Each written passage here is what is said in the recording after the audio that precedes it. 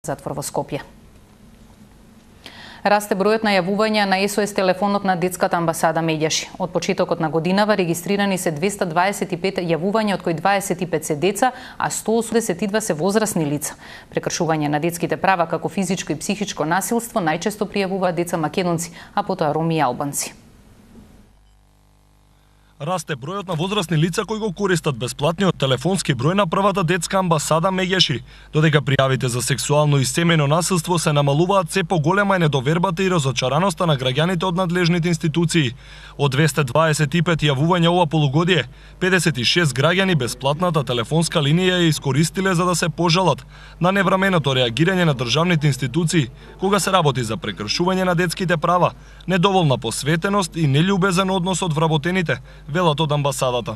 Доволна сензибилизираност, спорост во процесирање на постапките, понекогаш чувствувам дека и се допишуваме, а детето и понатаму е жртва. Значи, ние имаме проблем. Децата ги охрабруваме, треба да вршиме притисок на институциите да бидат мобилни и ефикасни, да постапуваат по најдобри интерес на децата, да бидат на терен и на време да ги превенираат состојбите. Од јануари до јуни регистрирани се 49 случаи на семено насилство, од кои врз 25 деца била употребена физичка сила. До амбасадата пристигнали 10 јавувања за можна сексуална злоупотреба на деца од родител или непознат сторител. Од Меѓаши сметаа дека реалната бројка на злоупотребени и малтретирани деца е многу поголема, а институциите, но и самите граѓани одбиваат да ја превземат одговорноста. Се уште Македонија доцни во однос на отварање на прифатилиште за деца жртви на сексуална злоупотреба, педофилија и инцест. Не може модел од враќање, отргнување на силувачот, педофилот или родоскрнеувачот да остане дома, детето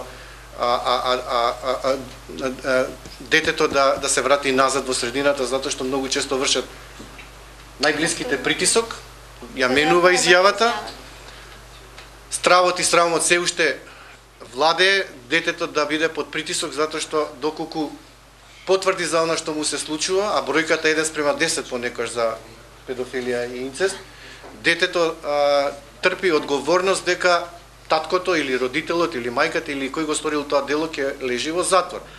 Извеште одговори дека девојчињата се посмели од момчињата кога е потребно да се побара помош, но загрижува фактот дека возраста на жртвите од насилство или дискриминација од година во година опаѓа. Најчесто се работи за деца од 6 до 14 години, но има случаи на новороденчиња и деца помали од 5 години. Во очекување